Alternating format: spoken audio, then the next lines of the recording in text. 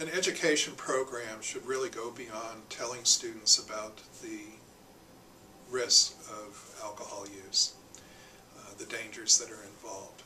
Obviously that is an important part of the education program, but to really be effective there are other messages that students need to receive. One of the things that I would point to is the need to focus on the impact of alcohol on brain development and its impact on learning. This is relatively new research. Students haven't heard that message before. It's certainly something that should impact their thinking about adolescent drinking, and the research evidence to date supports that.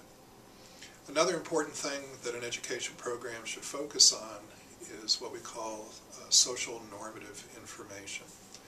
One of the things that you see at schools all around the country is that no matter what the actual percentage of students drinking alcohol might be, students tend to believe that a much higher percentage of students are engaged in that kind of behavior than is actually the case.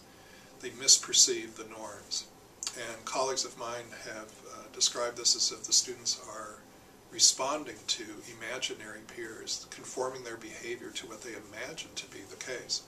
The fact is that there is much less drinking going on than students imagine, and it's very important for them to hear the actual statistics on what's going on, rather than to walk around with this misperception that they often have. You see this with other high-risk behaviors as well. Students tend to overestimate how many other students smoke cigarettes, how many other students engage in other drug use, how many students engage in sexual activity.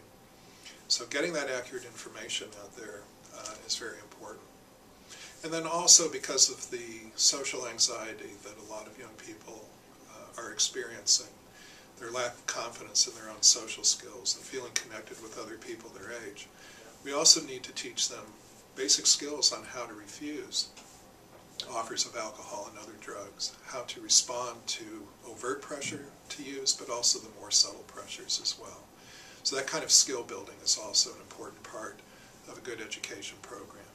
So yes, let's warn them about the dangers, but there's a lot more that needs to be covered.